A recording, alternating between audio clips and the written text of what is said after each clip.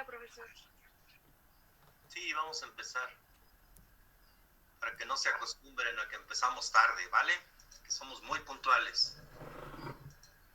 Está bien.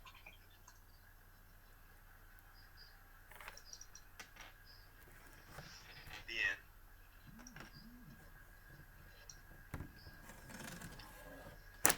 En lo que llevamos de la unidad 2, básicamente hemos revisado las leyes de Mendel, las leyes de la genética. Revisamos también la recombinación independiente, la recombinación de genes ligados. Y luego hemos estado estudiando la ley del equilibrio genético de las poblaciones, la ley de Hardy-Weinberg. Y en relación con eso, con el equilibrio genético de las poblaciones, en esta lámina hay un resumen de lo que hemos avanzado. Miren, primero quiero hacerles énfasis en que la ley del equilibrio genético de las poblaciones, o ley de Hardy-Weinberg, implica que se cumpla esta igualdad. O sea, que siempre se cumpla que P cuadrado es igual a P cuadrado más 2PQ más Q cuadrada. Tienen que mantener eso en cuenta. Desde luego también demostramos que el equilibrio genético de una población se alcanza a través del apareamiento aleatorio, y luego revisamos la condición de equilibrio para un locus autosómico que se alcanza en una generación de apareamiento aleatorio si una población está en desequilibrio. En solo una generación de apareamiento aleatorio lo obtiene. No revisamos el caso de genes ligados al sexo porque ese es más propio del mejoramiento. Antonio, ok, muchas gracias. ¿Qué más, joven? Si pueden apagar sus micrófonos, por favor. Entonces les decía que para el caso de genes autosómicos, los que están en los cromosomas no sexuales, eso es lo que quiere decir autosómico, el equilibrio se alcanza en una generación de apareamiento aleatorio. Y para el caso de genes ligados al sexo, la aproximación al equilibrio es muy similar a la de dos loci. De hecho, es la misma de dos loci. El desequilibrio se disipa un medio después de cada generación de apareamiento aleatorio. Revisamos entonces en la clase pasada el desequilibrio de dos loci, ya sea loci independientes o loci ligados. Y encontramos que ese desequilibrio depende básicamente, la aproximación al equilibrio depende de la magnitud de R, que no es más que la distancia a la que se encuentran dos genes, con la particularidad de que si los genes son independientes, R vale 1/2. Entonces, concluimos también que para el caso de dos loci, ya sea independientes o ligados, el equilibrio no se alcanza en una sola generación de apareamiento aleatorio, y se requieren al menos 6 a 7 generaciones para tener una buena aproximación al equilibrio. ¿Por qué es importante que las poblaciones estén en equilibrio? Porque si ustedes liberan una variedad y los campesinos o agricultores quieren producir semilla de esa variedad, su propia semilla, para asegurarse de que no va a cambiar, pues necesita estar en equilibrio. Esa es la razón fundamental de que las poblaciones estén en equilibrio. Recuerden que el equilibrio implica precisamente que las poblaciones no cambien, que no cambien ni sus frecuencias genotípicas ni alélicas o génicas. Y bueno, al final de la clase pasada, la clase del viernes, revisamos el desequilibrio que se genera cuando se cruzan dos poblaciones. Espero que ahí hayan hecho su tarea, porque implica algo común en el campo mexicano, donde se usan variedades nativas, sobre todo de maíz, que es una especie típicamente de apareamiento aleatorio, dado que es alógama, y es común que algunos campesinos o productores siembren variedades híbridas de maíz y estas se crucen con las poblaciones nativas, o bien que obtengan la semilla F2 y siembren generaciones avanzadas de los propios híbridos, en cuyo caso también son poblaciones en desequilibrio. El desequilibrio en esencia no es malo. Les decía que fundamentalmente el mejoramiento se trata de sacar de equilibrio a las poblaciones. para generar variedades nuevas. Y ese es el tema de la clase de hoy. Vamos a analizar precisamente las fuerzas que alteran el equilibrio de las poblaciones. O sea, vamos a ver qué pasa cuando no se cumplen los supuestos de la ley de Hardy-Weinberg. ¿Qué dice la ley de Hardy-Weinberg? Básicamente dice que en una población grande con apareamiento aleatorio, las frecuencias génicas y genotípicas permanecen constantes de generación en generación, siempre y cuando no ocurra mutación, migración, selección ni deriva genética. Entonces, lo que vamos a revisar en la clase de hoy, o tal vez esta y la siguiente, es lo que sucede cuando efectivamente ocurre mutación, ocurre migración, ocurre selección y ocurre deriva. ¿Por qué? Porque precisamente estas son las fuerzas que generan el cambio en las especies, en las poblaciones. Estas 4 fuerzas, mutación, migración, selección, deriva, son el motor de la evolución. Y por supuesto son también la base fundamental del mejoramiento. Las primeras 2 fuerzas, mutación, migración, tienen que ver con la generación de variabilidad genética. Recuerden, la fuente primaria de variabilidad genética es la mutación. Mutantes que se generan en unas poblaciones o en otras, y cuando se intercambian genes, poblaciones distintas, a través de la cruza recombinación, pues se genera variación. Sin variación no hay mejoramiento genético, recuérdenlo. Y bueno, eso es en cuanto a la base del proceso de mejoramiento. Su fundamento es la variabilidad genética, la variación genética, que repito, se genera por mutación, migración y recombinación. Ya revisamos la recombinación independiente y la recombinación de genes ligados. Entonces, digamos, ustedes ya están en posibilidades de entender perfectamente cuál es el origen de la variabilidad genética. Solo para puntualizar, lo digo de nuevo, el origen fundamental de la variabilidad genética, sustrato esencial del mejoramiento, es la mutación, la migración y la recombinación, ya sea de genes ligados o independientes. Por otro lado, la selección, pues es una fuerza que se puede entender rápidamente, donde simplemente se selecciona o se elige como progenitores de la generación siguiente a los mejores individuos. Esto puede ser en el contexto evolutivo o en el contexto del mejoramiento. Difieren un poco. En el contexto evolutivo, el mejor individuo es aquel que deja mayor número de descendientes a la generación siguiente. Y en el contexto del mejoramiento, no necesariamente es así. Puede ser el que tenga mayor resistencia a plagas, enfermedades, el que tenga mejor calidad de grano, mejor color de fruto, etc. O sea, los criterios de selección en el contexto del mejoramiento o la producción agrícola son un poco distintos al de la evolución. Y bueno, de manera sintética, selección, deriva genética, dan la pauta para los procesos de mejoramiento por selección cruza. Ya hemos visto que el mejoramiento en general tiene 2 grandes áreas, el mejoramiento por selección per se o el mejoramiento por hibridación, donde lo revisaremos de manera puntual, pero básicamente selección deriva en el contexto evolutivo tiene que ver con selección cruza en el caso de mejoramiento. Estos 4 procesos que cambian las poblaciones se dividen en procesos sistemáticos y procesos dispersivos. Los procesos sistemáticos son migración, mutación, selección y tienen como característica principal que se puede predecir su magnitud a priori y el sentido en que ocurrirán los cambios. Y aquí cuando hablemos de cambios, básicamente nos referimos a cambios en las frecuencias génicas y genotípicas, porque eso es el origen de los cambios en las poblaciones. En contraste con migración, mutación, selección, la deriva genética es un proceso dispersivo donde cuando más se puede predecir su magnitud, pero no el sentido del cambio. Esto es muy importante en el contexto de la hibridación, porque al final de cuentas los híbridos son el producto de la cruza entre líneas.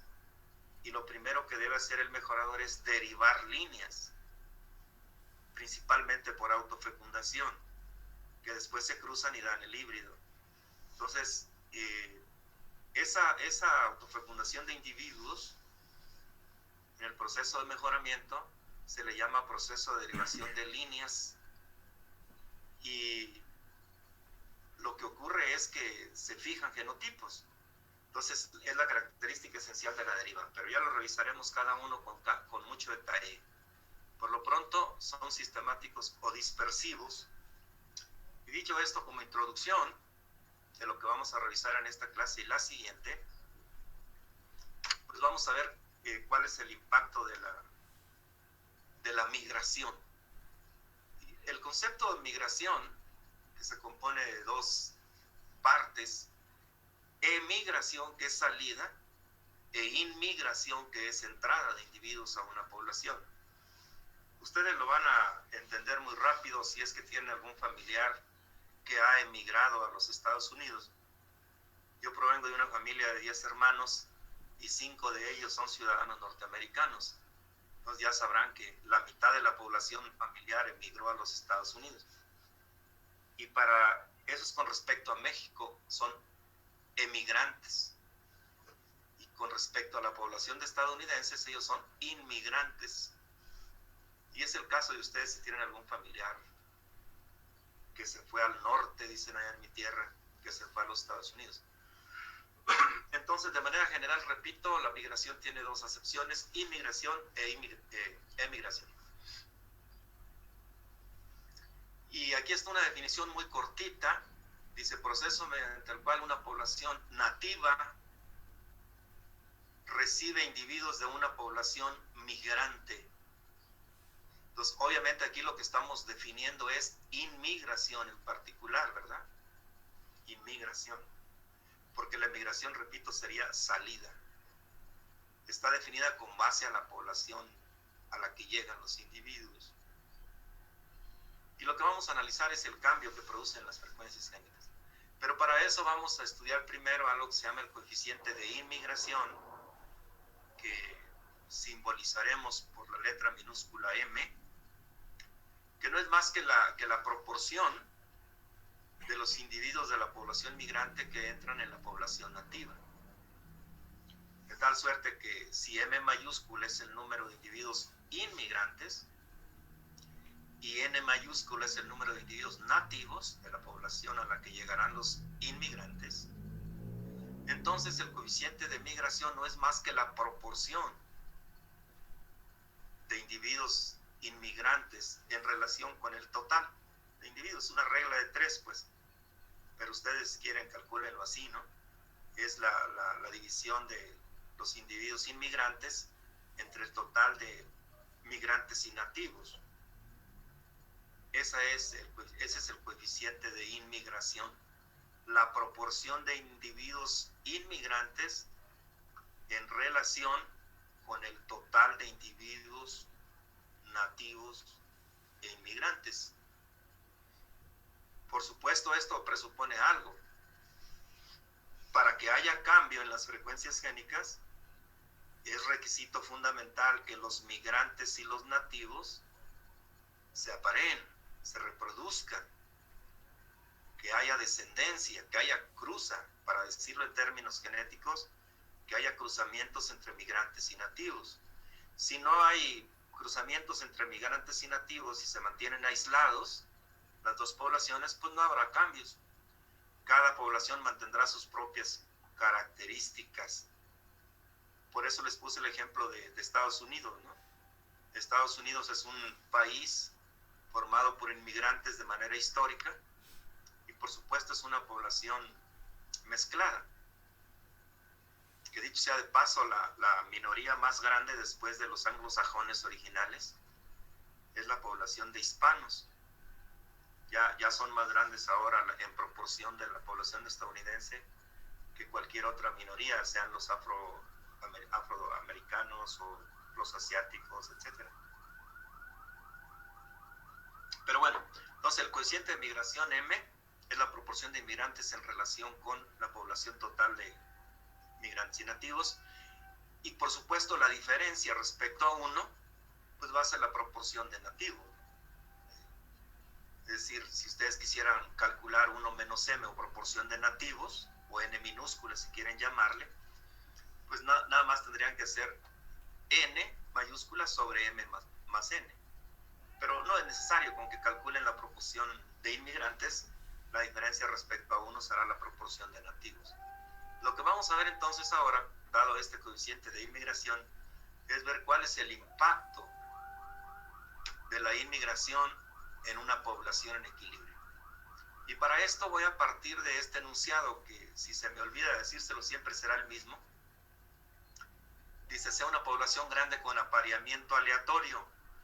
Y bueno, yo supongo que ustedes cuando elijan a su esposa o a su esposo, pues no lo van a andar seleccionando con base en sus genes, ¿no? Simplemente les gusta, no les gusta, y se casan o no se casan, y se acabó, ¿no? Para fines genéticos es apareamiento aleatorio. Entonces, con una población grande con apareamiento aleatorio y equilibrio Hardy-Weinberg, fíjense, vamos a partir de equilibrio, donde existe una proporción m de inmigrantes y una proporción 1 menos m de nativos, para un locus A cualquiera, las frecuencias del alelo recesivo A minúscula igual a QM de migrantes en la población de migrantes. Aquí es importante que asocien bien QM con la frecuencia del alelo A minúscula en la población de migrantes y Q0 en la población nativa. Si tenemos las frecuencias génicas en las dos poblaciones, y lo que vamos a estudiar es el cambio que implica la migración. Dicho eso, entonces, para puntualizar el enunciado que está arriba, la proporción de inmigrantes es igual a m. En el origen, la frecuencia del alelo A minúscula es igual a QM. Por lo tanto, la frecuencia del alelo A mayúscula sería PM. Acuérdense que P más Q siempre suman 1. Dentro de migrantes, ¿vale? P más Q igual a 1. No lo olviden.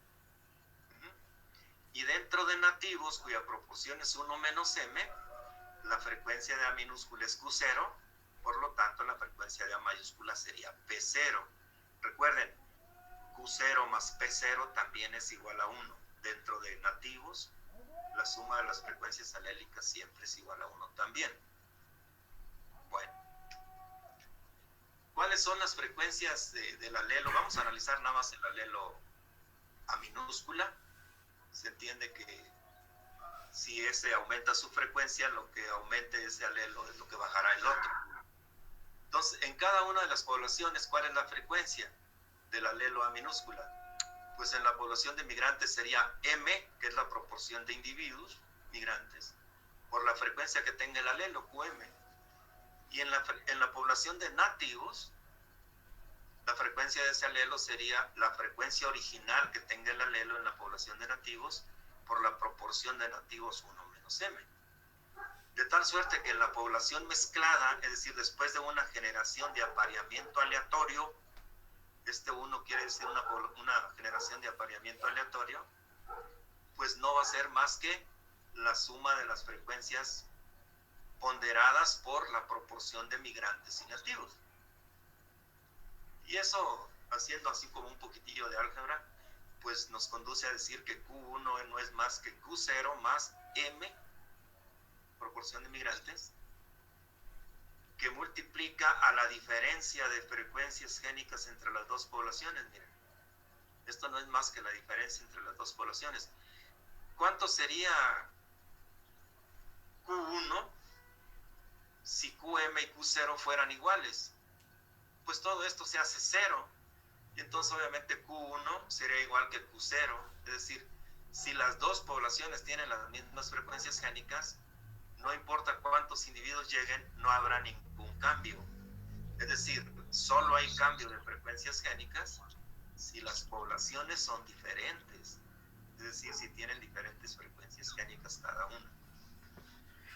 Lo que vamos a analizar siempre en el caso de migración, selección, nación deriva, es el cambio que se produce, el cambio de las frecuencias génicas, que vamos a denominar como delta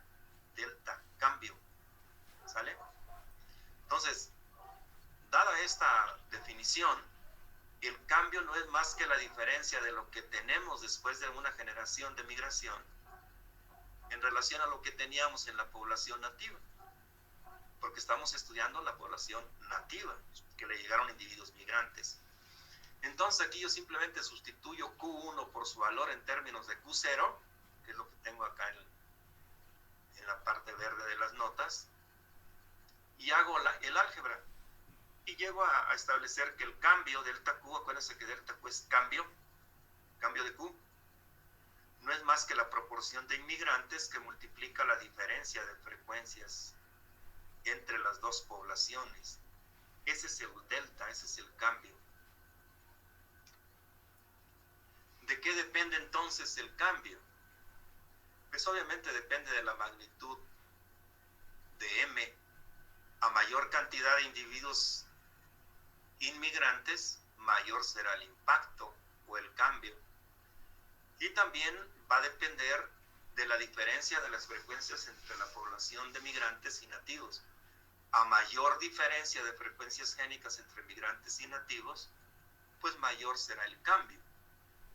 Eso es por el lado de la magnitud del cambio.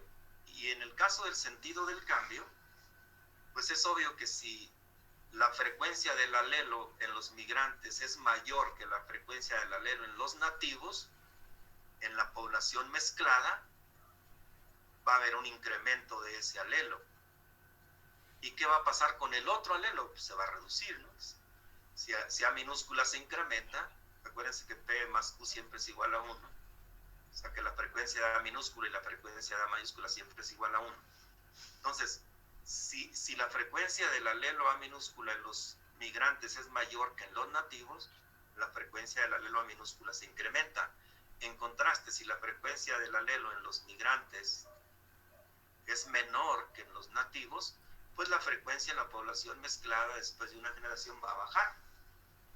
Eso es en relación con el alelo A minúscula. Y al alelo A mayúscula le ocurre lo contrario, o sea, si A minúscula aumenta, A mayúscula baja. Si A minúscula se reduce, A mayúscula se incrementa, porque siempre esto debe guardar la sumatoria de P más Q igual a 1, solo para que no lo olviden. ¿Qué importancia tiene esta manera de analizar el cambio cuando llegan individuos a una población?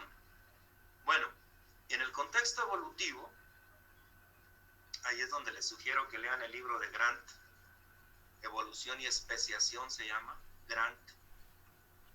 En el contexto evolutivo, la inmigración o la entrada de individuos a una población genera cambios que pueden conducir a variedades, razas y especies nuevas. Y en el caso, claro, esto en el tiempo evolutivo son miles de años, no van a pensar que es en corto tiempo. Y en el contexto del fitomejoramiento, el principal impacto de la migración es la generación de variabilidad genética. O sea, si ustedes no tienen variabilidad genética en una población que quieren mejorar, lo primero que tienen que hacer es generar variabilidad, lo cual los conduce a cruzarla con otra población, es decir, a meterle genes de otra población, que no es más que un proceso de inmigración, para generar variabilidad. Y ya generada la variabilidad, pues se hace el mejoramiento y se generan nuevos cultivares o variedades. Aquí es importante que ustedes comprendan que al proceso de migración, así se le llama en el contexto evolutivo. En el contexto del mejoramiento genético a este proceso se le llama introgresión. ¿Qué quiere decir introgresión? Entrada de genes de una población a otra. Introgresión es ingreso de genes a una población provenientes de otra población, ya sea por cruzamiento natural o cruzamiento inducido por el mejorador. Esas son las acepciones de la introgresión. Repito, es la entrada de genes de una población provenientes de otra, ya sea por cruzamiento natural entre variedades de una misma especie o bien por cruzamiento dirigido hecho por el mejorador o por el hombre. El propósito, de todas maneras, ya sea que ocurra de manera natural, de manera inducida o hecha por el hombre, es generar variabilidad genética. Reitero, la importancia de generar la variabilidad genética es para tener posibilidades de hacer variedades nuevas. Si no hay variabilidad, no se puede generar variabilidades nuevas. Aquí les voy a compartir algo que estuvo muy de moda al inicio del siglo XXI, por ahí en el 2001, 2002, se publicó algún artículo de introgresión de genes de resistencia a glifosato y genes de resistencia a insectos, lepidópteros, en maíces nativos de Oaxaca. En otras palabras, de eventos transgénicos, repito, de resistencia a beta insectos o de resistencia a glifosato, herbicida glifosato, que se habían incorporado a poblaciones nativas de maíces de Oaxaca, de otros estados también, pero el estudio habla particularmente de los maíces nativos de Oaxaca. Bueno, pues ese es un caso típico de introgresión, solamente que lo destaco en particular porque siempre que se usen variedades transgénicas, y lo vamos a ver en la última unidad de nuestro curso, hay que ser cuidadosos porque el uso de variedades transgénicas tiene riesgos.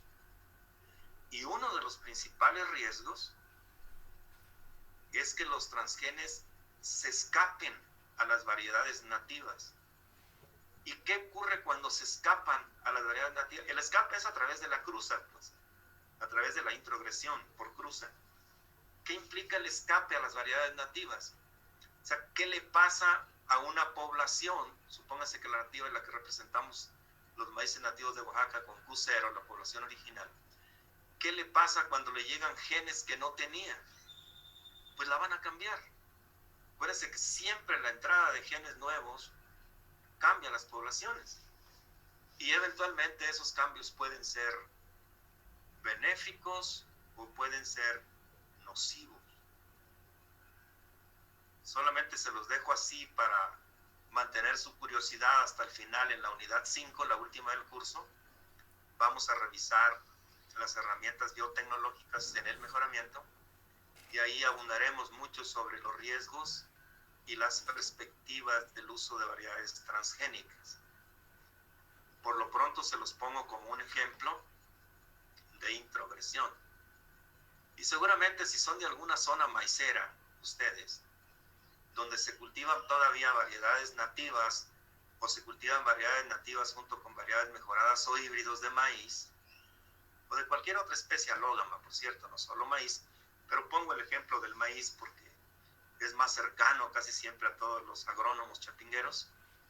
Pues es obvio que si su papá o su tío o su conocido o la gente de su pueblo o su municipio siembran diferentes tipos de maíces, ya sea maíces amarillos, maíces negros, azules, blancos, etcétera, pues es obvio que si lo siembran en un ámbito cercano, se van a cruzar entre sí. Eso es introgresión de una población a otra población.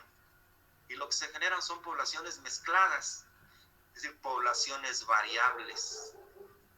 Y no es malo per se tener poblaciones variables. La variabilidad es sinónimo de estabilidad de las poblaciones a través del tiempo. Pero bueno, con eso espero que hayan entendido de manera más o menos clara la importancia de la migración en la evolución, pero en particular en el mejoramiento como fuente primaria de variabilidad, como fuente original de variabilidad. Dicho eso, vamos a hablar ahora de la mutación. Y el esquema que vamos a seguir es el mismo. Lo que vamos a estudiar es el cambio de las frecuencias génicas, el impacto de la mutación en las frecuencias génicas. Solo para ustedes, yo supongo que en su curso de genética básica revisaron con toda propiedad, cuando vieron genética molecular, la replicación, transcripción y traducción del ADN, del material genético, del material de la herencia, y en particular revisaron las mutaciones cromosómicas y las mutaciones génicas. Es parte del programa de genética básica. Les sugiero que le den una repasada a su material. Aquí les voy a desarrollar de manera fundamental los conceptos más importantes para que sigan la clase, pero los invito a que le den una revisada al tema de mutación. Se los puedo definir de manera muy simple, ¿no? Mutación génica es un cambio aleatorio que ocurre, es un cambio aleatorio heredable en el ADN. ¿Qué quiere decir eso? Que se transmite de una generación a la siguiente, ¿verdad? Mutación génica, repito, es un cambio aleatorio heredable en el ADN. Lo podría definir de manera mucho más larga, pero esa es la manera más sencilla. Y desde luego ese cambio ocurre ¿cuándo? Pues ocurre durante la replicación del ADN, ¿no? Si quieren póngale mutación génica, es un cambio aleatorio heredable en la molécula de ADN que ocurre durante su replicación. Bueno, ya les definí de manera muy cortita qué es mutación génica. De manera intuitiva comprenderán que si es un cambio aleatorio, nadie sabe cuándo va a ocurrir, nadie sabe dónde va a ocurrir, nadie sabe qué gen va a mutar y nadie sabe qué alelo va a formar. Si ese alelo va a ser bueno, si va a ser malo, etc. Eso no se sabe. Te marco luego, estoy en clase. Entonces, las mutaciones en general pueden ser génicas, lo que yo les acabo de definir son las mutaciones génicas, o pueden ser cromosómicas.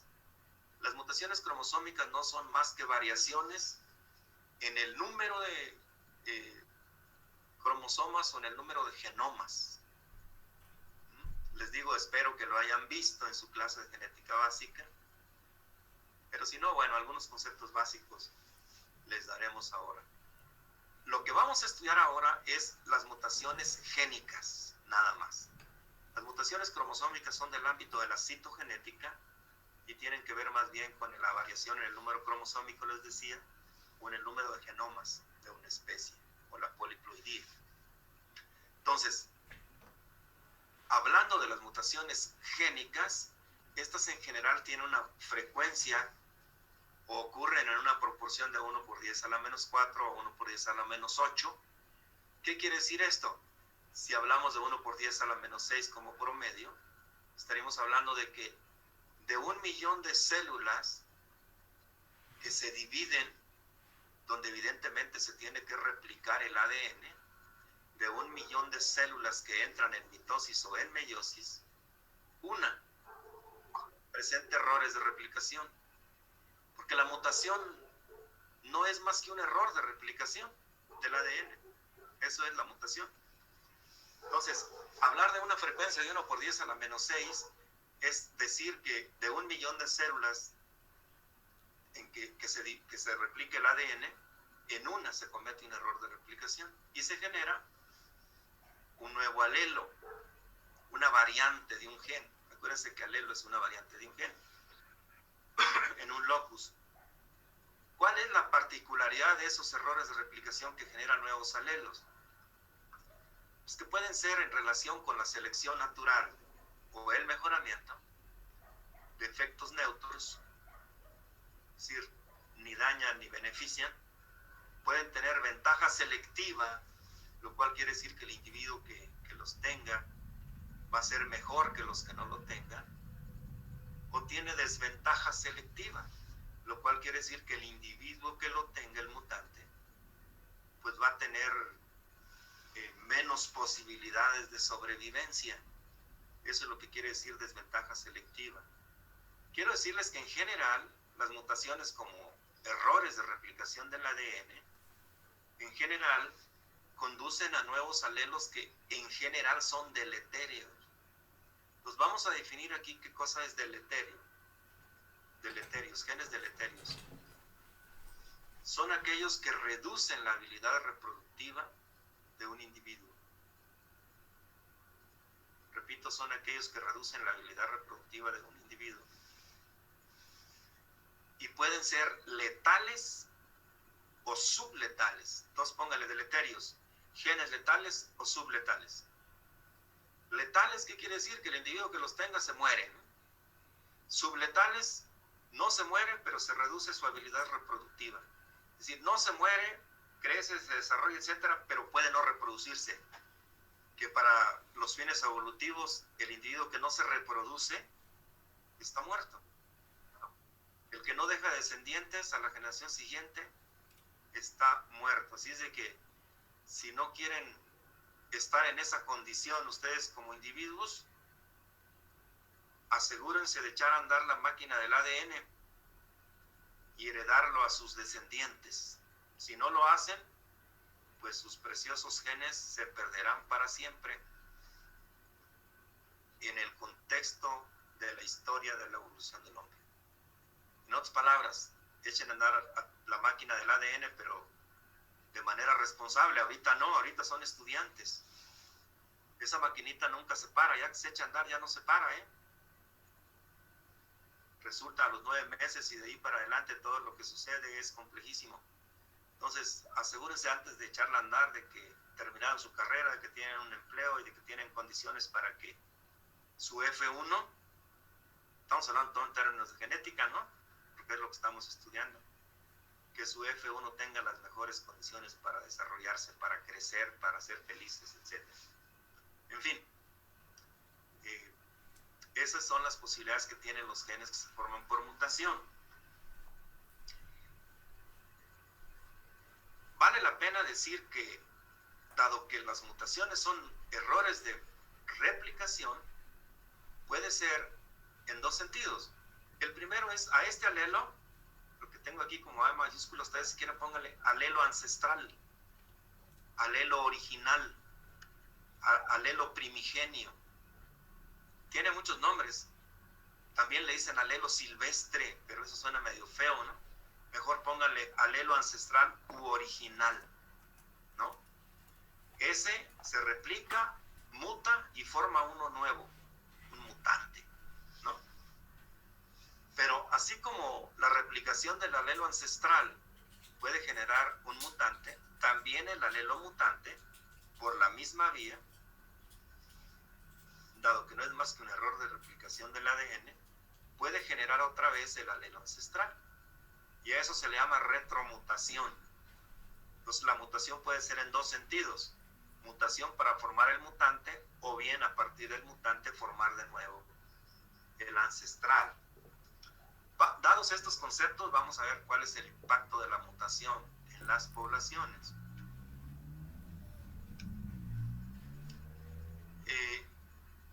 Y bueno, antes de desglosarlo, les diré que la mutación puede ser no recurrente, o sea, que ocurre solo una vez, que se forma solo un alelo en la historia evolutiva de la especie, y pues el destino de ese alelo es perderse, desaparece.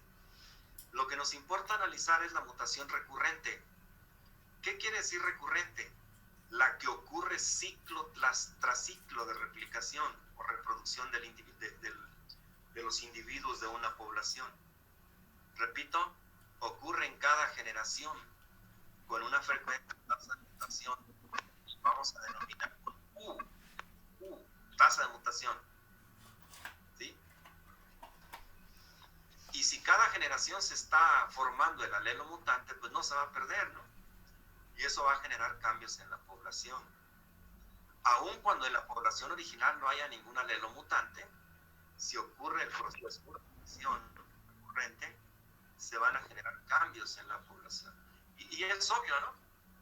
Miren, aquí dice el planteamiento, sea un locus A cualquiera, donde el alelo A mayúscula, que tiene frecuencia P0, muta al alelo A minúscula, alelo mutante, con una tasa de mutación igual a U en cada generación, aun cuando en el origen P0 valga 1, ¿quién me dice cuánto valdrá Q0? Frecuencia del mutante. ¿cuánto vale Q0?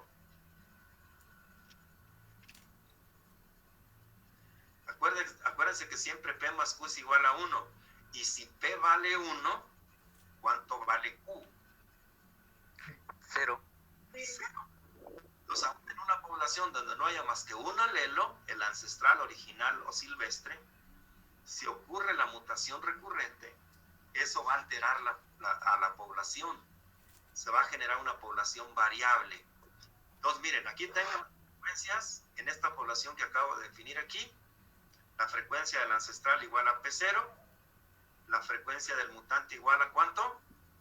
Pues no había nada, ¿sí? Solo había ancestrales. Pues los únicos que va a haber son los que se formen por mutación, ¿verdad? Y eso no es más que la tasa de mutación por la frecuencia que tenía el alelo ancestral. Esa es la cantidad de alelos que se forman por mutación. Bolívar puede apagar su micrófono. Rubicelli. Entonces vamos a ver el cambio. El cambio, acuérdense que delta es el cambio de las frecuencias génicas. ¿Cuál es el delta Q? Todo lo vamos a analizar en términos de Q, pero es equivalente a analizarlo en términos de P. ¿Cuál es el cambio de Q? Pues los que se forman por mutación a costillas de los ancestrales, ¿no? Simplemente es la frecuencia del ancestral por la tasa de mutación, ese es el cambio delta Q. ¿Y cuál es el delta P? O sea, ¿cuánto cambia P? Pues lo que se perdió por mutación. Fíjense bien que la magnitud del cambio en Q y en P es igualita, solo tienen signo contrario. Delta Q es lo que ganamos de mutantes y delta P es lo que perdemos de ancestrales. Lo que se gana de uno se pierde del otro, porque se están formando digamos, con base en el ancestral. De tal suerte que después de la mutación, el Q1 pues va a ser igual, ¿no? La tasa de mutación por la frecuencia del ancestral, y P1 va a ser lo que teníamos menos lo que se perdió por mutación. Eso va a ser P1.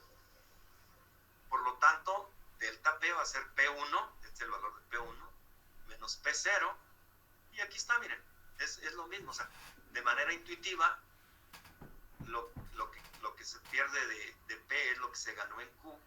Pues aquí está la demostración. Delta P no es más que menos su P0, que es lo mismo que habíamos puesto acá. Si hacemos otra generación, ¿cuánto será el delta Q1? Pues va a ser igual a la tasa de mutación por lo que valga P1, o sea, la frecuencia del ancestral. Pero yo sustituyo aquí P1, miren, en términos de su valor en el contexto de P0, ¿qué es esto, no? P1 vale todo esto. Entonces lo sustituyo a P1 en términos de su valor bajo P0, que es esto de aquí, y entonces el delta Q1 va a ser todo esto, y el delta P1 es lo que se va a perder. Acuérdense que uno se gana, se pierde. ¿Y qué pasa si lo hacemos muchas generaciones? ¿Cuánto sería P2? Pues va a ser P1 menos delta Q1, y aquí sustituyo P2 por lo que vale P1 y el delta Q1, o sea, lo que obtuve en la lámina anterior. Hago el álgebra y encuentro que P2 es igual a P0 por 1 menos U al cuadrado. Si lo hago muchas generaciones, al final encuentro que el valor de P en la enésima generación no es más que P0 por 1 menos la tasa de mutación a la N, donde N es el número de generaciones de mutación. Póngale ahí, N es el número de generaciones de mutación, y desde luego U, para recordarlo, es la tasa de mutación. Es importante analizar esta formulita. ¿Por qué? Porque obviamente yo les puedo preguntar a ustedes, ¿qué pasará con P si N es grande o si N tiende a infinito? ¿Qué creen que pasará si N tiende a infinito? ¿Qué pasa cuando ustedes elevan una fracción al cuadrado, al cubo, a la cuarta, a la N? ¿Quién me dice qué pasa? Cuando elevan una fracción, llámele un cuarto, un medio, un octavo, un 16, ¿qué pasa si elevan un... Tiende a ser 0. Exactamente. Cualquier fracción elevada a una potencia grande tiende a 0. Entonces, dado que todo esto tiende a 0, P por 0 vale 0, de tal suerte que si n es grande, P tiende a 0. Eso tiene una implicación muy importante en la evolución, ¿no? Eso quiere decir que la mutación, en apariencia, ojo, escúchenme bien, que la mutación recurrente por miles de años puede conducir a que el alelo ancestral desaparezca. Y entonces, ¿cuál es el alelo que tendremos ahora? Pues el mutante, ¿no? El mutante. Esto tiene sentido en el contexto evolutivo. En el contexto del mejoramiento, pues obviamente no lo vamos a poder ver, pero sí en el contexto donde n son miles de años o millones de años. Acuérdense que la evolución es el ámbito de los millones de años. La naturaleza no tiene prisa, pues. Bueno, ahí vamos a dejar el análisis de esta ecuación. No quiere decir que sea así siempre, ¿no? Pero si solo opera la mutación recurrente en un sentido, formando alelos mutantes, solo en este sentido, y no hay ninguna otra fuerza evolutiva que opere como contrapeso, eventualmente en la evolución se sustituye un alelo por otro. El alelo ancestral será sustituido por el mutante. Eso es lo que nos dice esta igualdad. Pero bueno, aquí está el mismo análisis, solamente aquí lo pongo en términos de el cambio. Ahora no es la frecuencia, miren, acá es la frecuencia y aquí es el cambio. Solo sustituí los valores que obtuve por sus equivalencias en términos de P0 y Q0. Aquí está en términos de P0 todo, ¿ya se fijaron, no? Entonces, miren, el delta Q va a ser igual a UP0 por 1 menos U a la n menos 1. Es lo que ganamos del mutante. Tiene signo positivo. Y esto es lo que perdemos del ancestral. Noten ustedes que es la misma cantidad, excepto que tienen signo contrario. Esto es lo que perdemos del ancestral y esto es lo que ganamos del mutante en cada generación. Y ahí está para la generación que quieran. 100 años, 1000 años, 1 millón de años, lo que ustedes quieran. Lo importante es analizar estas formulitas. Ojo, no tengan la manía de aprenderse las formulitas, eso no tiene ningún sentido. Lo importante es que las entiendan y puedan comprender la implicación del fenómeno de mutación, ¿vale? Entonces, fíjense, vamos a analizarlo. ¿Qué pasa si n tiende a infinito? O sea, si n es muy grande. Ya dijimos que si eso es así, esto tiende a 0. ¿De acuerdo? Esto tendería a 0. Y esto también tendería a 0. O sea, si n es muy grande, el cambio sería 0. Caray, dicen, ¿y por qué el cambio es 0? Si n tiende a infinito, ¿no? Porque ya dijimos también que si n es grande, infinita, tiende a infinito, P va a tender a 0. Pero si P tiende a 0, o sea, si P es 0, aquí, ¿cuánto va a ser el delta Q? Pues nada, porque ya no hay alelos ancestrales que tengan que mutar. ¿Por qué? Porque ya se fijó el alelo mutante con frecuencia 1. En otras palabras, estas formulitas, ya sea la de las frecuencias génicas, como esta, o las ecuaciones del delta Q o el delta P, si n tiende a infinito o es muy grande, P tiende a 0, por lo tanto Q tiende a 1. Y aquí la pregunta importante es, más allá de las fórmulas, ¿será verdad que a partir de un alelo ancestral la mutación recurrente puede llegar a fijar el alelo mutante? La respuesta es, si solo ocurre mutación recurrente en una dirección, en un sentido, sí. En el tiempo evolutivo de millones de años, el alelo ancestral puede desaparecer y el que va a prevalecer en las poblaciones es el mutante. Bueno, eso realmente no es así por dos razones. Y vamos a analizar las razones, ¿no? Aquí hay algunas observaciones. Miren, el delta QN depende de las frecuencias y la tasa de mutación. El alelo mutante, frecuentemente, el alelo más frecuente realmente es el silvestre, no el mutante. ¿Por qué? Porque se requeriría muchísimos millones de años para que Q fuera 1. Pero desde luego, lo más importante es que la mutación no solo opera en un sentido, también opera la retromutación, que es lo que vamos a analizar en las láminas siguientes. Y algo tal vez más trascendente es que la mutación genera nuevos alelos, pero la selección se encarga de decidir si esos alelos valen la pena para la población o no. Y ya dijimos que en general los mutantes son deleterios, pues la selección se encarga de aniquilarlos. Por eso no se logra que la frecuencia del ancestral sea 0 y la del mutante sea 1. Por estas dos razones. Las vamos a analizar de manera puntual. Miren, aquí está el número de generaciones que se requerían para cambiar Q0 a QN con una tasa de mutación de 10 a la menos 4 y 10 a la 5. Este grafiquita la pueden encontrar en el libro del doctor Molina. Aquí lo importante es que vean, miren, ¿cuánto estoy cambiando la proporción? Lo quiero pasar pueden tomar cualquier hilera, ¿no?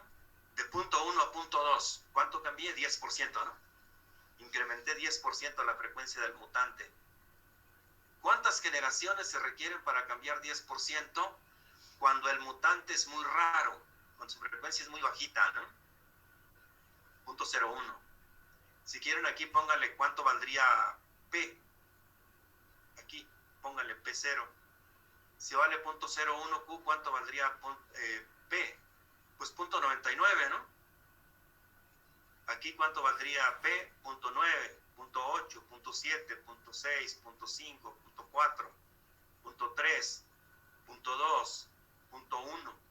Entonces noten ustedes que cuando P tiene un valor muy alto y Q un valor muy bajo, para cambiar el 10% de la frecuencia se requieren alrededor de 1000 generaciones con una tasa de 1 por 10 a la menos 4.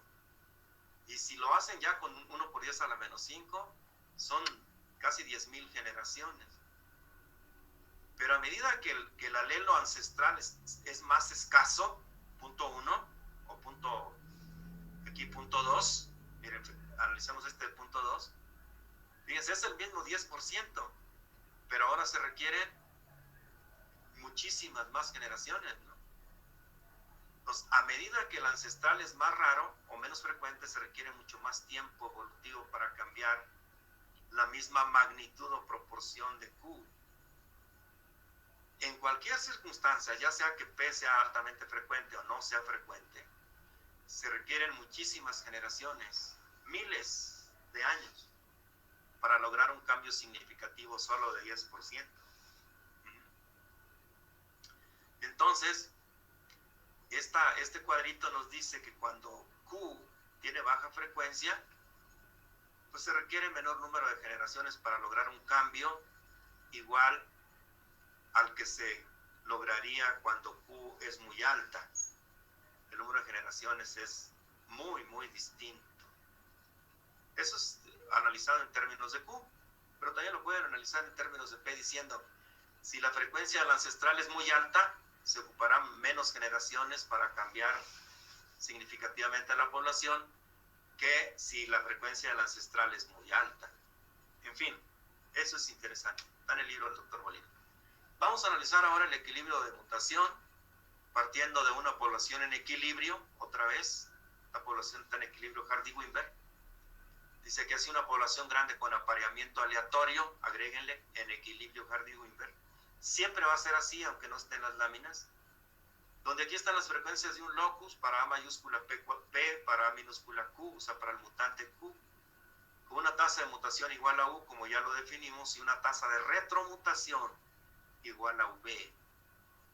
O sea, el cambio del mutante al ancestral tiene una tasa de mutación de V. Esto, vamos a analizar qué pasa después de una generación de mutación. Y aquí están los alelos mutantes que se forman por la mutación directa, UP0, como ya lo habíamos visto. Y aquí están los alelos ancestrales que se forman por retromutación, es decir, a partir de los mutantes, dada la tasa de retromutación, se formarían VQ0. ¿Y cuál sería el cambio? Pues la diferencia entre estos dos valores, ¿no? O sea, el delta Q sería los que se forman por mutación, los mutantes que se forman por mutación, menos los que se pierden por retromutación.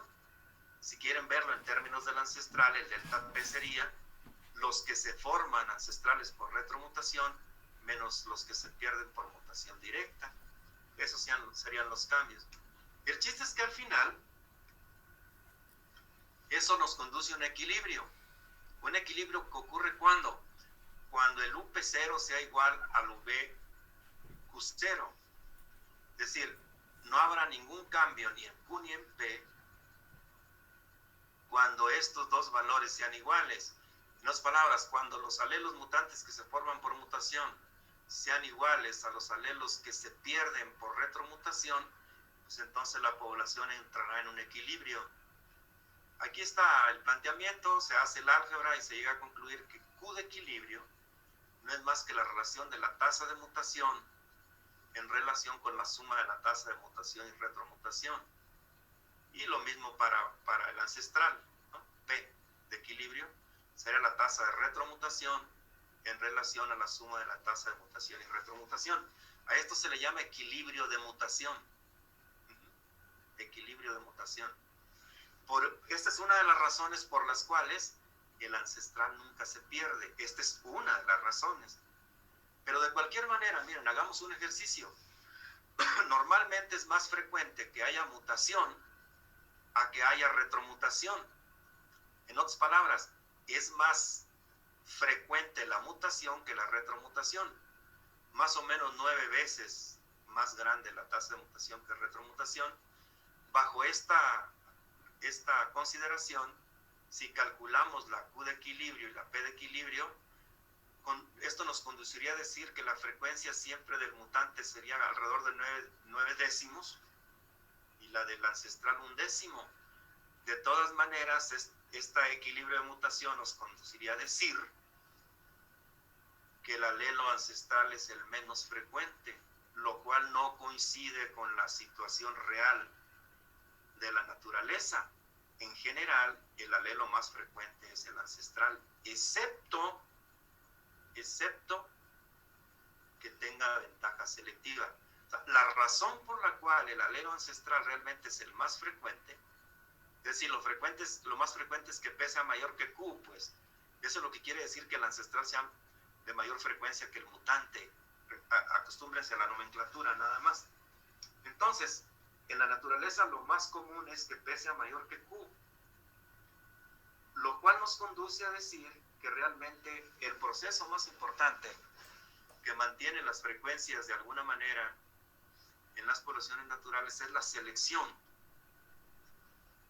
Y eso es lo que vamos a ver enseguida. Selección. En la media hora que nos falta le vamos a avanzar un poquito. ¿Cómo se sienten hasta aquí? ¿Entienden de qué se trata el proceso de migración-mutación?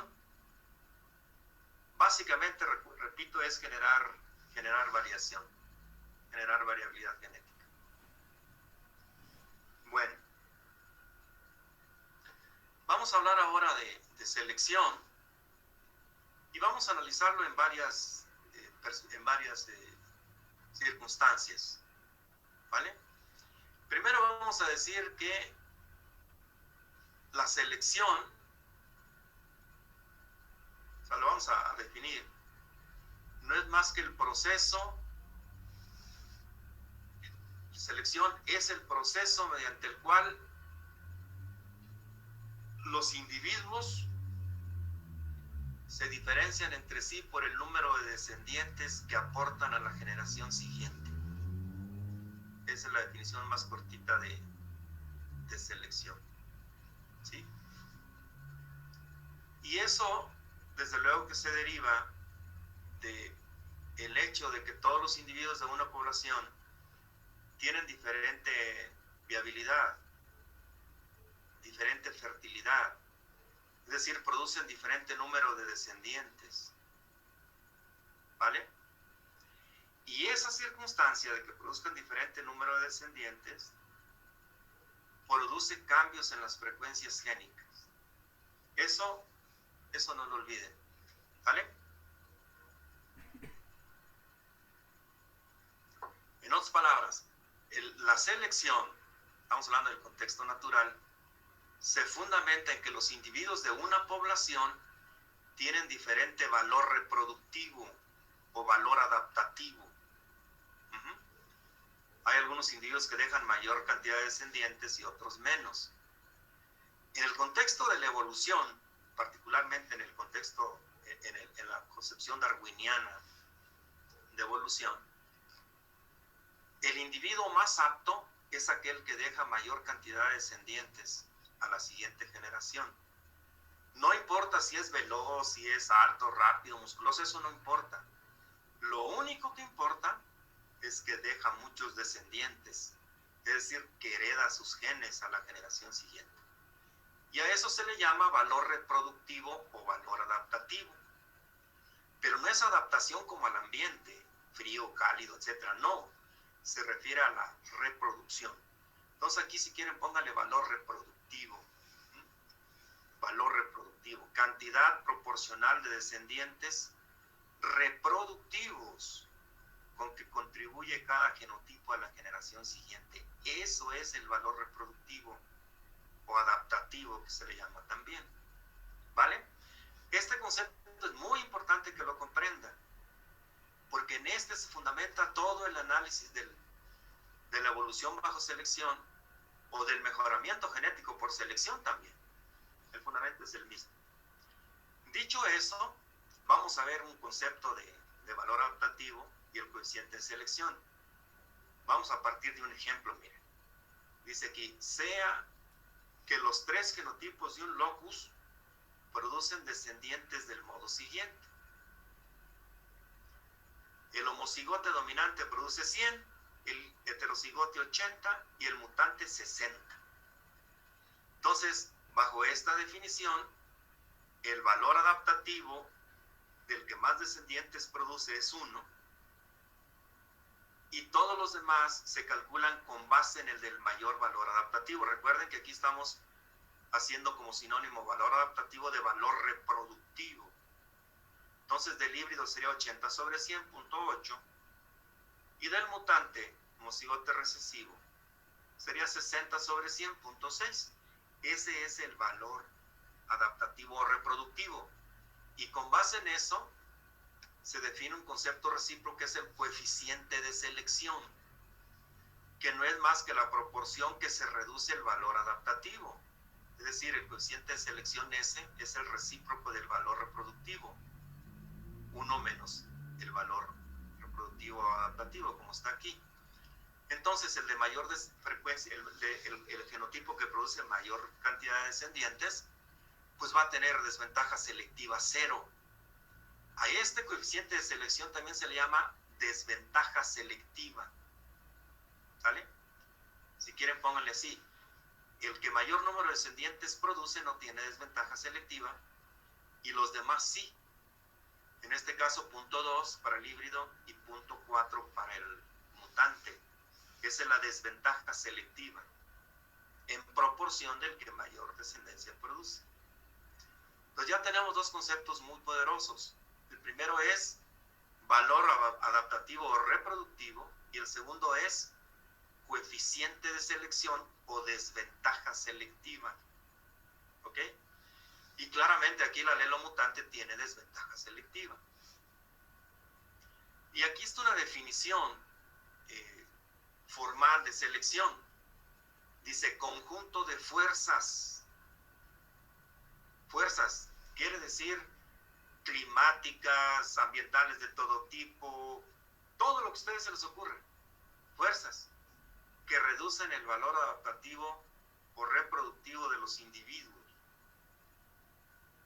perpetuándose los reproductivamente más aptos, Eso es selección. Si ustedes quisieran definir selección en el contexto del mejoramiento, ¿cómo lo definirían? O sea, esta definición está en el contexto evolutivo, ¿verdad? Donde las fuerzas que reducen el valor reproductivo de los individuos las impone la naturaleza, el ambiente, la naturaleza, ¿sí? Y en el caso de la selección artificial o mejoramiento, pues las fuerzas selectivas las impone el hombre, ya sea el campesino, el agricultor o el mejorador. O sea, el fundamento es exactamente lo mismo, valor reproductivo, valor adaptativo, coeficiente de selección, o ventaja o desventaja selectiva.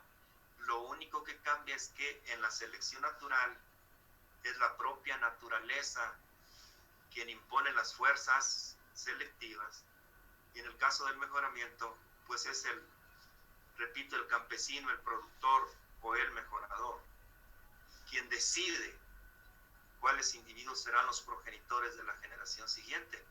Porque al final de cuentas el mejoramiento por selección es eso, que el agricultor, el campesino o el genetista, el mejorador, deciden cuáles serán los progenitores de la generación siguiente. Seleccionan a los individuos que serán los progenitores de la generación siguiente. Claramente, la dirección de la selección natural no necesariamente coincide con la dirección de la selección artificial. Es decir, al hombre le pueden interesar distintas cosas que a la naturaleza. Bueno, aclarados los conceptos, ¿cuáles son los conceptos básicos? El fundamento para selección natural y selección artificial o mejoramiento es el mismo. Los conceptos importantes son: selección es un conjunto de fuerzas que reducen el valor reproductivo. Y luego, el valor reproductivo se define con base en la cantidad de descendientes que deja cada individuo en una población. Y también en relación con eso se define la desventaja selectiva o el coeficiente de selección. Esos son los tres conceptos más importantes que vamos a retomar en el análisis del impacto de la selección en el cambio de las frecuencias génicas de una población. Y bueno, empezaremos con la selección gamética. Hay dos maneras de ver la selección. La primera es la selección gamética y la segunda es la selección cigótica, ¿vale? Gamética y cigótica. ¿Qué cosa es la selección gamética? Pues es el proceso de eliminación de genes desde que se forman los gametos hasta que se forman los cigotes. Todo lo que ocurre entre que se formó el gameto y que se forma el cigote. Eso se llama selección gamética. Es la primera que vamos a revisar. Ya después revisaremos la selección cigótica, ya que se formó el cigote. ¿Vale? Bueno, recordarán ustedes que los gametos son haploides, ¿vale? Eso no lo olviden. Y los cigotes son diploides. Estamos hablando de genética diploide, disómica y dialélica, donde los individuos son diploides y sus gametos son haploides. Por eso nos tomamos unas clases antes, algún tiempecillo, para definir los niveles de ploidía, diploide, haploide, etc. Bueno, hecha esa aclaración de que los individuos son diploides y los gametos haploides, vamos a ver qué pasa en las plantas. ¿Será que todos los granitos de polen tienen la misma viabilidad? Y la respuesta es no. No todos los granitos de polen tienen la misma viabilidad, porque no todos los granitos de polen tienen los mismos genes. Acuérdense que son haploides los granitos de polen, ¿sí? Es el gametofito masculino. Los granos de polen son el gametofito masculino, ¿sí? Entonces, en razón de que tienen diferente viabilidad los granos de polen, eso produce cambios en las frecuencias génicas. Vamos a hacer eso analizando una población como la que sigue. Miren, dice, sea una población grande con apareamiento aleatorio, agréguenle ustedes en equilibrio Hardy-Weinberg, donde no ocurre migración ni mutación, no ocurren. Y para el locus A cualquiera, la frecuencia del alelo ancestral es P0. El valor adaptativo de ese alelo ancestral es 1. La frecuencia del alelo mutante es Q0. Y el valor adaptativo de ese alelo mutante es 1 menos un coeficiente de selección. ¿Esto qué quiere decir? Que los granitos de polen que tengan el alelo mutante tienen desventaja selectiva. Eso es lo que quiere decir que su valor adaptativo sea 1 menos S. ¿Vale que va? Bueno. Es muy importante que escuchen lo que les voy a decir. Vamos a derivar muchísimas fórmulas, muchas. No es importante que se aprendan las fórmulas, lo que es importante es que aprendan el camino del análisis para llegar a las fórmulas y que entiendan lo que implican, ¿sí? ¿Cuál es el camino?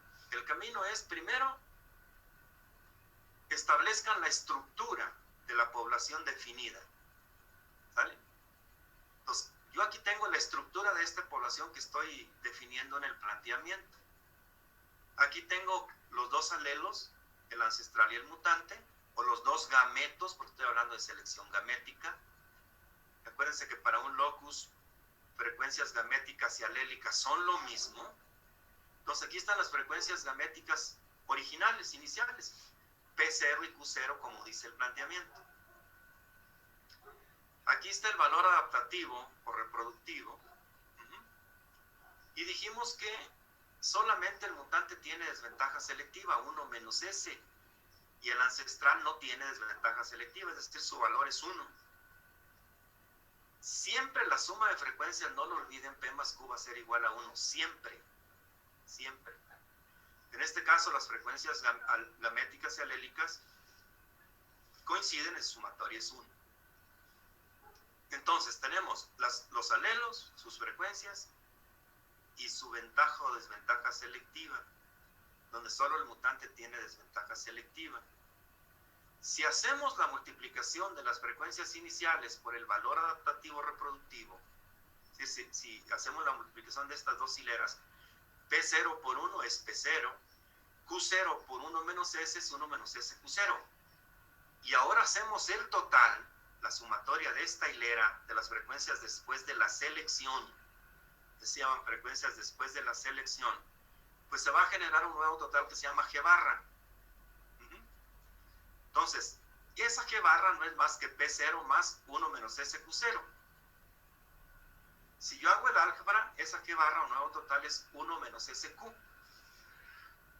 Ese es el procedimiento. Pongo la estructura de la población, luego obtengo G barra, y luego obtengo las frecuencias después de esta selección.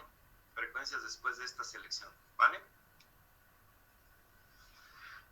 ¿Cuáles van a ser? Pues va a ser P1 va a ser igual a P0 menos G barra, y Q1 va a ser el valor de Q1. Aquí está el valor de Q1. Ahí. Este va a ser Q1. Este valor entre G barra. Ahí está. Entonces es Q1. El valor después de la selección entre G barra. Tengo que ajustar por el nuevo total, pues. Y entonces el cambio, delta Q va a ser Q1 menos Q0. Este es Q1 menos Q0. Hago el álgebra. Y fíjense que obtengo que delta Q vale menos SQ por 1 menos Q sobre G barra. O bien, si ustedes se acuerdan, si P más Q es igual a 1, 1 menos Q es igual a P, ¿cierto? De tal suerte que yo esto lo puedo poner en términos de P0 y Q0. Aquí solo sustituí este P0 por 1 menos Q. Entonces ya sé que lo pongan en términos de Q todo, o en términos de P y Q. Ese es el cambio. signo negativo. Es decir, lo que se pierde de alelos mutantes por la selección, ¿vale? ¿De qué depende el delta? Pues el delta nada más depende de la magnitud de P y Q, y desde luego de la magnitud de S.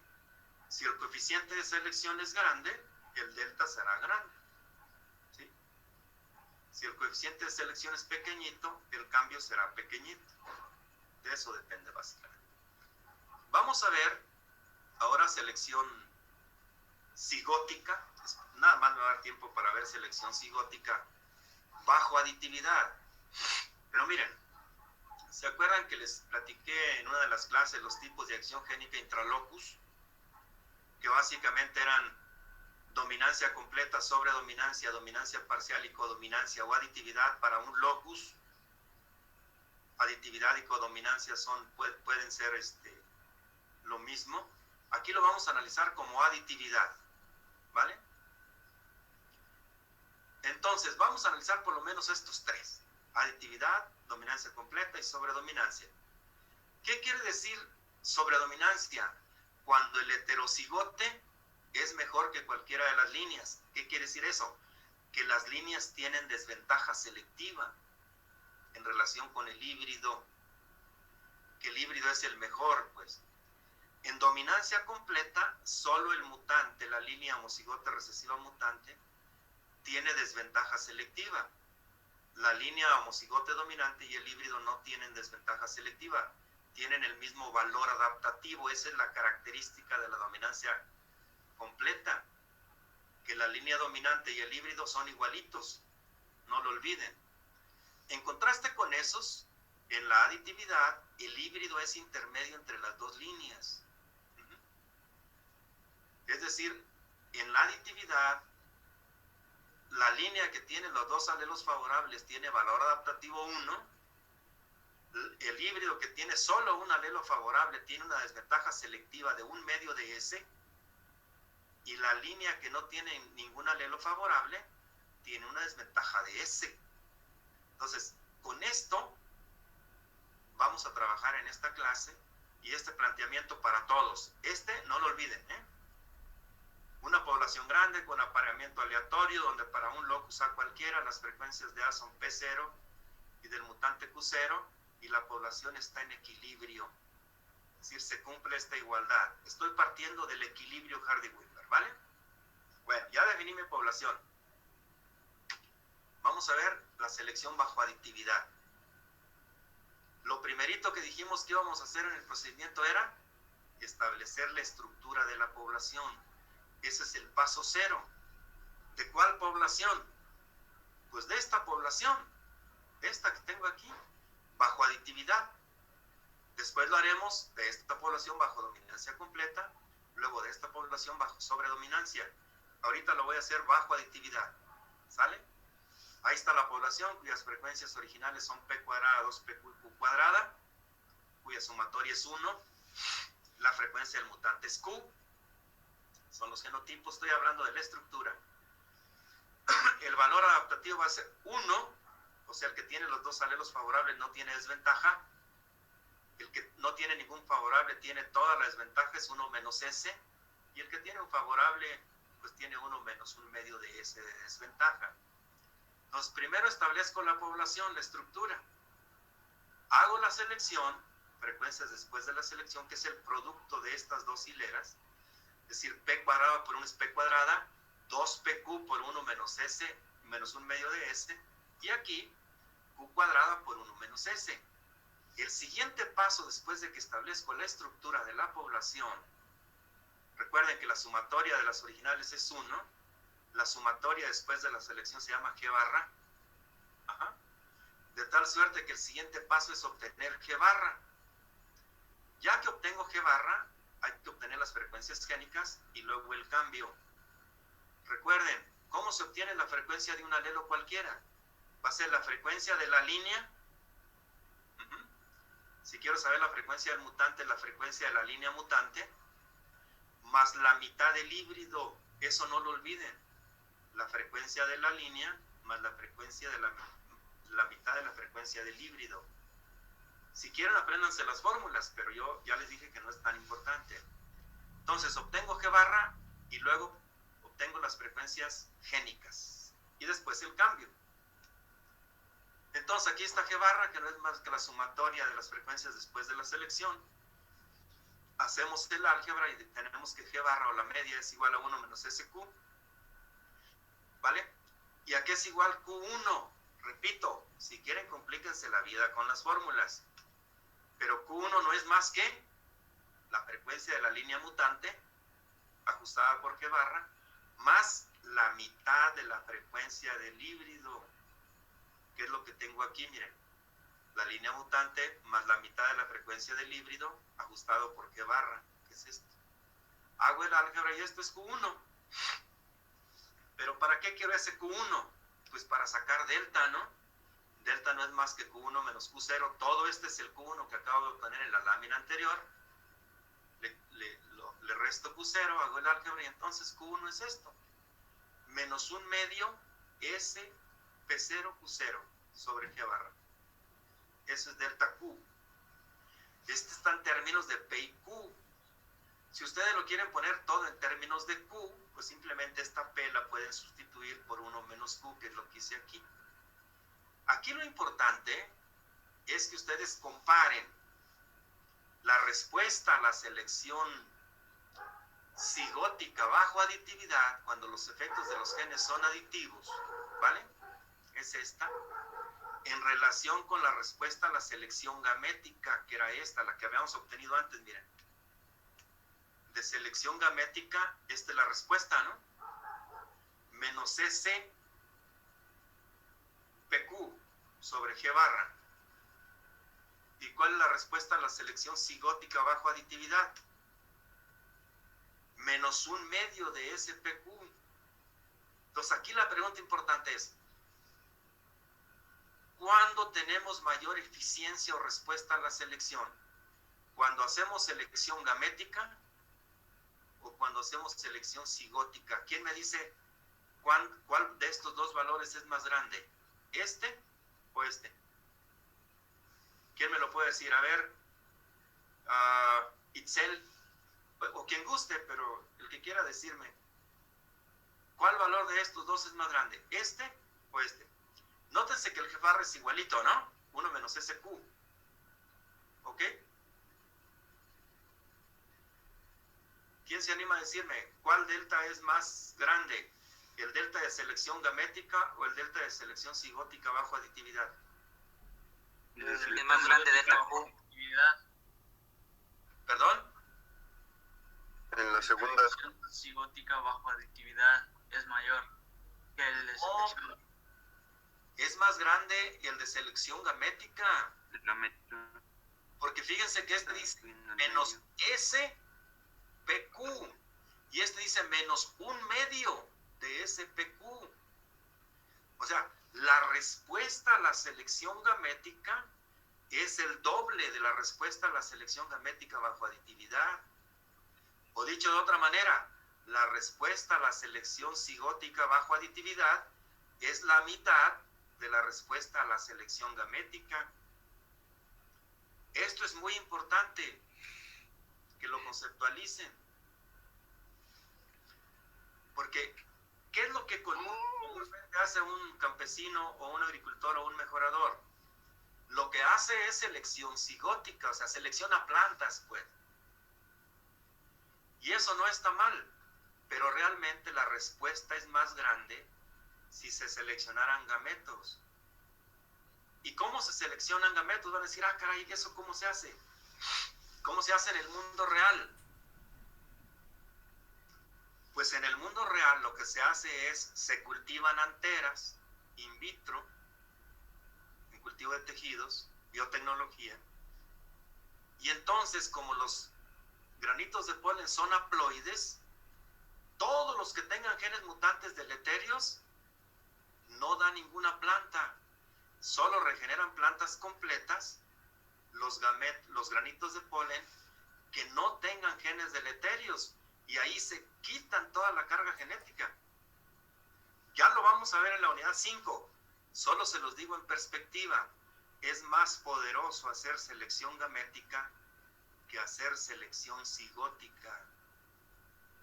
Porque ahí, como hay condición haploide en los gametos, los genes mutantes se expresan de manera directa y todos los que sean letales o subletales simplemente no generan ninguna planta y se eliminan de la población. ¿Ok? Bueno, eso medítenlo.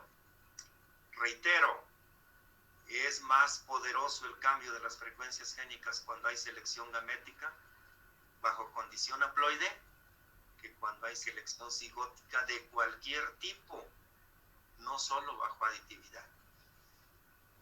Espero que con esto hayan comprendido un poquito de los efectos de la selección, ya sea gamética o bajo aditividad, de la mutación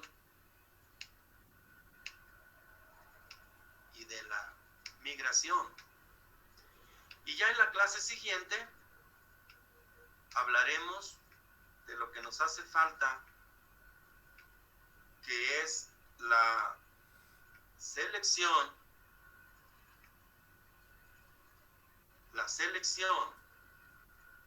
bajo dominancia completa y sobredominancia, o sea, cigótica bajo dominancia completa y sobredominancia. Ya hablaremos también de la deriva genética. O sea, en la clase que viene el miércoles, o no sé, ¿cuándo decidieron que me van a dar la clase extra, por cierto? ¿El martes o el jueves?